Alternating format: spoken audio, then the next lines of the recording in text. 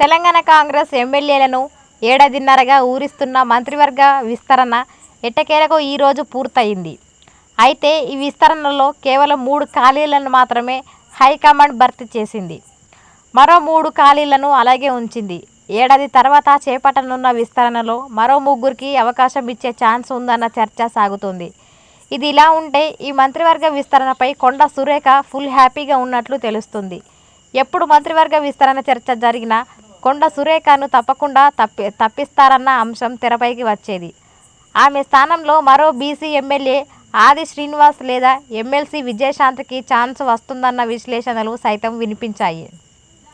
కానీ కొండ సురేఖను తప్పించకుండానే కేబినెట్ విస్తరణను పూర్తి చేశారు.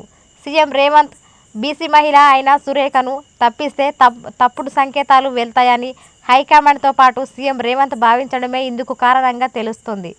మరో ఏడాది తర్వాత ప్రస్తుత మంత్రుల పనితీరు ఆధారంగా భారీ మార్పులు చేర్పులు చేసి ఎన్నికల కేబినెట్ను రూపొందించాలన్నది హైకమాండ్ ఆలోచన అని చర్చ సాగుతోంది. అప్పటి వరకు పనితీరు మెరుగుపడితే సురేఖ కొనసాగుతారని, లేకపోతే ఆమె పదవికి గండం తప్పదని గాంధీభవన్ వర్గాలు చెబుతున్నాయి. అనేక విభేదాలు అక్కినేని నాగచైతన్య, సమంత విడాకులపై సురేఖ చేసిన వ్యాఖ్యలు కాంగ్రెస్ పార్టీకి ఇబ్బందిగా మారాయన్న చర్చ ఉంది. హైకమాండ్ కూడా ఆమెపై సీరియస్ అయినట్లు వార్తలు వచ్చాయి. అది జరిగిన కొన్ని రోజులకే ఆమె ఓ పోలీస్ స్టేషన్కు వెళ్లి హల్చల్ చేసిన వీడియో కూడా ప్రభుత్వానికి ఇబ్బందిగా మారింది. ఈ వీడియో ప్రతిపక్షాలకు అస్త్రంగా కూడా మారింది.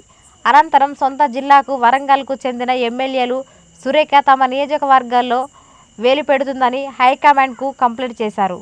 ఇటీవల మంత్రులు సాధారణంగా కాంట్రాక్టర్ల నుంచి పర్సంటేజ్ తీసుకుంటారంటూ ఆమె చేసిన వ్యాఖ్యలు కూడా ప్రభుత్వానికి ఇబ్బందిగా మారాయి.